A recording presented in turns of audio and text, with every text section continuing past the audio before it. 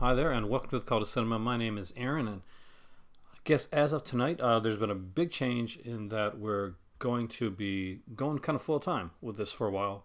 So I want to thank my patrons out there because you're now literally keeping the lights on. And if you want to check out the merchandise or join my Patreon or give a donation, links are down below.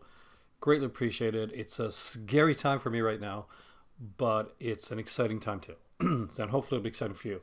What we're going to look at tonight, guys, is we are looking at the Vinegar Syndrome partner labels. What I decided to do was I wanted to break up these lists here to give you so you guys could actually look at them individually. So we looked at some of the older titles, and if you're on my Patreon, then we got to look at some of the adult titles as well over there.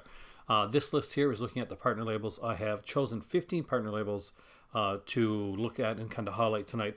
Hopefully to give you like a bit of a wide breadth of some of them. Now, where I don't have all the partner labels, there's certain ones that I just don't have, or certain ones maybe they just didn't interest me at the time. I decided to focus on some ones here that are a little bit of everything. So there's a lot of different stuff in here, and I think at least one of these will hit. Hopefully, multiple of these will kind of hit the soft spot for you if you don't have them. So let's start with Alphabet City. This was the first one from Fun City Editions. You're going to see this name on here a few times. Fun City Editions is one of the preeminent partner labels when it comes to Vinegar Syndrome. They're one of the most well-known ones through people that are, are big Vinegar Syndrome fans, or even if you're not. I think this is one of these partner labels that it does enough kind of differently and unique, almost like, I hearken to say this word, but in a Criterion-esque style, in that the movies feel important. They feel like something that you should have in your library. So we start off with the first one right here, and that is Alphabet City. It is an excellent film. If you have never seen it, it does have kind of a Michael Mann-ish type feel to it, a kind of a pre-Miami Vice style to it. It's very stylistically done, extremely good, and I would 100% recommend this. It belongs in everybody's collection, and it's gorgeous. I love the gorgeous kind of like the Art Deco style cover on this. So they have booklets with a lot of the Fun City editions too, so that's always a cool thing, at least when the limited edition ones are there. Most of the stuff I'm going to be looking at, I tried to look at stuff that is going to be on in the sale, like going to be on in half price in the sale. If something slipped through that's not half price, I do apologize, but Fun City Edition starts out with Alphabet City, definitely a top pick. We go into another Fun City Edition, and it's Walking the Edge. This is a really good film with Robert Forster, and I can't remember the actress's name. I think it's Nancy Kwan. It's a revenge movie. It's different. I love the way this is done. It's paced so well. The bad guys are extremely bad. You want to see the revenge happen. It does, but it wasn't exactly what I thought it was going to be. In a way, I think it was actually better than I thought it was going to be. So, Walking the Edge. Basically, Nancy Kwan plays this wife whose family are killed, and she wants to get revenge. So she gets a ride with a taxi driver, played by Robert Forster, and he kind of gets caught up in the middle of her revenge, and it's a really good film. I'm trying not to say very much because I want you guys to go in as blind as possible, because that's the best way to enjoy a film. Treasures of the Ninja and the Films of William Lee. This is cheesy fun. It is very, very low budget, like extremely micro budgeted. It's basically a guy that wanted to be kind of like a martial artist, wanted to make these films, and so you get his films, some of his short films here as well. Like, think of it as a guy that's literally making it out of his backyard type of thing. But it's really enjoyable. I really had a lot of fun with this one. It caught me right away. So, for some of these, I say, it's not okay to go and look at the trailer just to see if something that interests you. It is something that got that I said, okay, am I going to like this? And I really ended up liking it. So Treasures of the Ninja definitely had to go on the list. Tragedy Girls. This is probably one of the most popular known ones throughout all of these here. Tragedy Girls, it was a fairly big film. People this is one that people talked about. And there was a good reason for that. It's a horror film, dark comedy, dark satire, slasher. It's kind of all those things and just a little bit more. It's extremely well acted. This is extremely well done, and I'm pretty sure this is the 4K edition too. So definitely gonna want to check that out, guys. Tragedy Girls is a really cool one. I got it on a Canadian double feature Blu-ray pack, and I definitely need to upgrade this one right here. The Last Matinee. I will tell you one thing right now. This is gory. This is cool. It's tense. It's atmospheric. It's definitely like kind of leaning into a bit of the old Giallo style. You will wince just watching the trailer. There's a scene in the trailer which still makes me wince, and I can't even watch the trailer part of it. But I do love the film. There's a couple places there where it kind of just makes me go. Oh. Summer of '84 was one that I watched initially on Shudder. Knew nothing about what to expect with this. All I knew was that the summer of '84 was the best summer of my young life. Before when I was a kid, I was 13. I was into music. I was just getting the girls and video games and all that type of stuff. And this summer is not so great for them. There's a serial killer in this town. The one young boy finds out who it is, and it's kind of a rear window type of thing. So it's dark. It is good. It is so well done. You think it's just going to be kind of like cashing in on the 80s nostalgia craze that's gone on since Stranger Things came around. But it's not. It's much, much better than that. Trust me, go in as blind as possible. This is a really, really good experience. It's a thriller. It's extremely well done. And as a guy that lived through the summer of '84, thankfully not one like this, I really enjoyed this. Shiva Baby is probably one of my favorite movies the year that I got it. One, look at her. She's gorgeous. But she's also an amazing actress. This is a stand-up comedian, too. She's in a new movie now, actually. There's a horror movie coming out with Pete Davidson in it. A horror comedy. And it's a slasher murder mystery film. And she's one of the stars in that one as well. Shiva Baby is a bit was a revelation for me. I knew nothing about it. I'll be honest with you. The plot line intrigued me, and the cover intrigued me.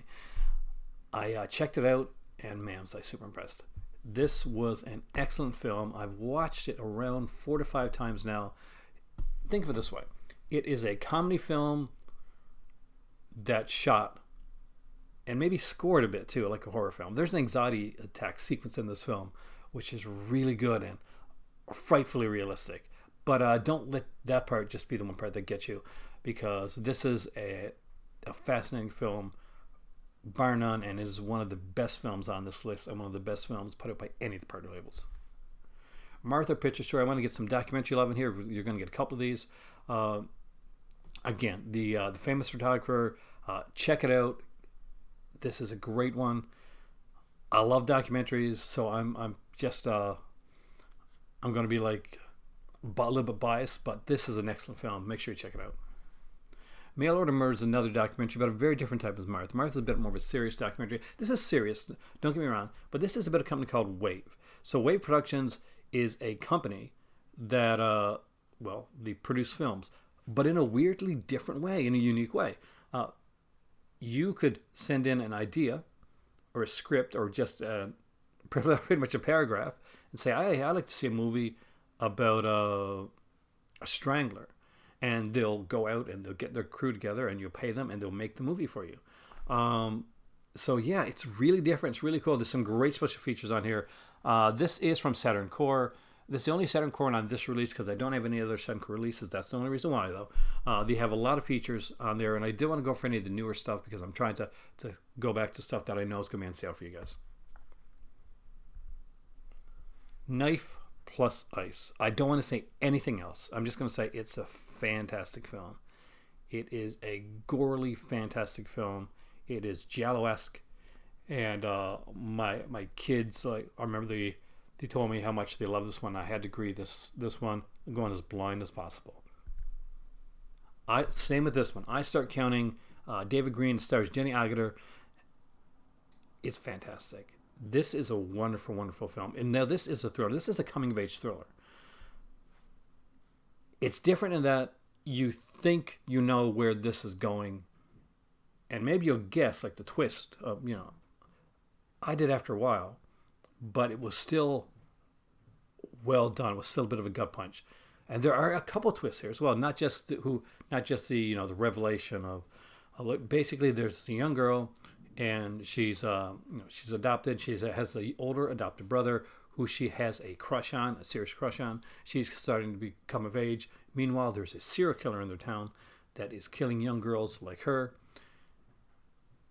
and she suspects that it may be the person that she loves the most, her stepbrother. Is it? Well, you got to watch to find out.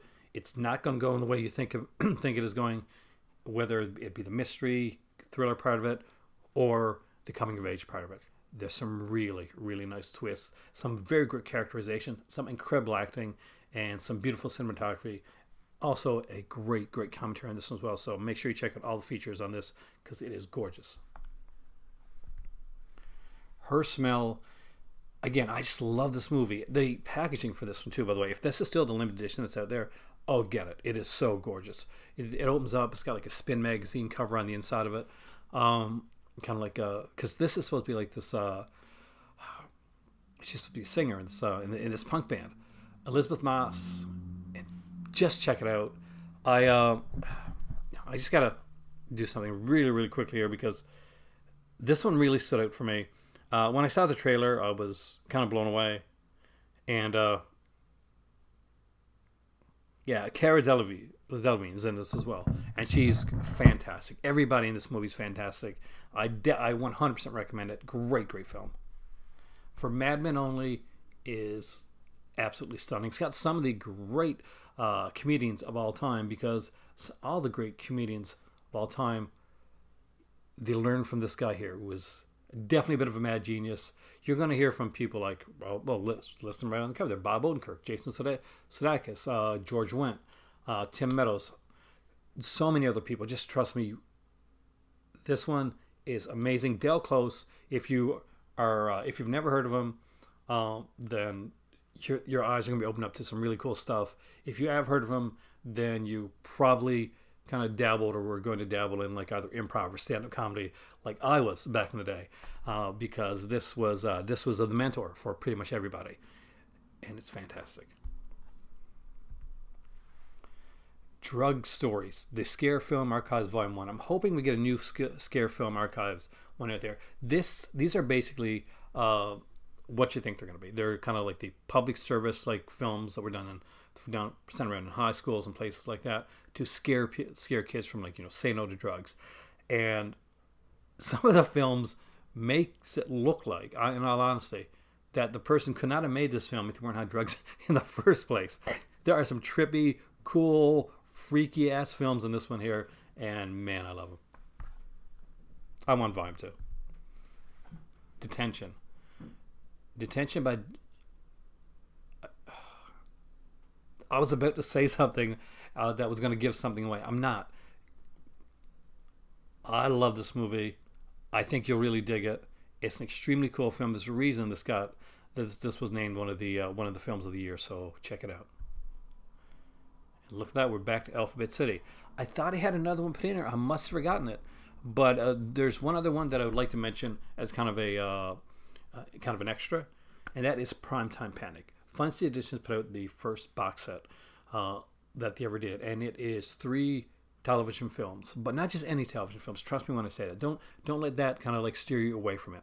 It is a gorgeously fantastic box set, and it's probably the best set I've ever seen of televised films. And trust me, when you go into it, the actors that are involved in it, Jennifer Jason Leigh, just incredible actors, great people behind the camera as well, some amazing features, and excellent box set. If you haven't checked it out, I really, really 110% recommend that you do. Primetime Panic. The picture for some reason didn't show up on here, but let me tell you right now, it's a fantastic box set, and it's definitely number 15 on here, or maybe it's number 16. Count them afterwards and find out. So just to go through it one more time again to let you guys know titles you should grab. If you're really into the kind of the Miami Vice neo-noir style film, Alphabet City is the film for you. If you like kind of the revenge actioners with some nice character development and some kind of 70s grit, you're going to want Walking the Edge. If you're a fan of those done super low budget, micro budgeted films, passion projects, then Treasure the Ninja and the Films of Wimley is going to be a lot of fun for you. If you like the dark satire of the more modern films, Trashy Girls is a great one. And if you like horror, if you like slasher, this is the one for you. If you like horror in the more darker Giallo-esque vein and in gory wincingness, you are going to like The Last Matinee. If you like thrillers and you've got a nostalgia for 1984, the 80s in general, then go in and watch Summer of '84 because that's going to be the ones you're going to pick. If you you like comedies, and you like one, beautiful actresses and incredibly talented directors. Oh my God, the director is so talented with this film. Shiva Baby, I think this belongs in everybody's collection. No matter what else you get, and if you don't have this one, get it. Martha, Picture Story. If you like documentaries, if you like just like the urban settings, it is so good. It is so well done. She's such a talented photographer. Check this one out. Mail Order Murder. Do you like the old school? Do you like documentaries that are on topics that you never think you'd ever know anything about, or you ever understand, or just like film production? Wave Productions is such a insane concept, but such a brilliant concept at the same time. The features on here are good, and this is a music video where the song is definitely way better than the video, but trust me, you gotta check it out. If you like Giallo, you definitely have to check out Knife Plus Ice, because that is kind of a modern day Neo Giallo, and it does it well. If you're a fan of psychological thrillers, if you're a fan of coming of age films, if you're a fan of the great Jenny Agutter, you can see a very young Jenny Agutter here, but nonetheless, you can see what a talented actress she is. Definitely grab this one. If you like if you picked up I don't want to compare it to I was going to compare it to A Star Is Born or something like that, but just if you like really cool rockin' character films, definitely check this one out. For Mad Men Only, if you're a fan of comedy, if you're a fan of comedians, if you're a fan of stand-up, if you're a fan of improv, then for Mad Men Only is definitely one that needs to be in your collection. If you've ever gone on to Mystery Science Theater and just said, man, I want to watch the shorts from Mystery Science Theater. If you picked up some MST3K shorts over the years, when you put on a Mystery Science Theater, you were really happy that there was a short film before the movie came on, this is definitely for you. It's some crazy stuff. It's not gonna be it's not gonna be riffed, but you get some friends around, riff it, and have some fun with it. Detention is an excellent film. A bit of a, how are we gonna put this? Political, supernatural thriller. Not political in the way that's like an outwardly, but kind of definitely a more, we'll put it with more subtly, but definitely check it out. It's a really, really good film. And there we are, back to Alphabet City again. And the last one is, of course, Primetime Panic. If you love just really great films with fantastic actors, great directing, and a really snazzy box set that's going to look really good on your shelf, then Primetime Panic is the one that you are going to want. My name is Aaron. Thank you for joining me tonight here in the Call to Cinema. I hope that you enjoy this. I got a couple more of these coming up, as well as I'll be doing the live video on this channel here before the sale goes live. I will be doing a video on my Patreon when the sale is live for the reveals, and keep watching. This is the month of Vinegar Cinema, so there's a lot more to come. We're going to do a lot of really cool stuff with this, and I hope to see you there for all of it. Like, share, subscribe. This is my thing now, guys, so wish me luck. See you soon.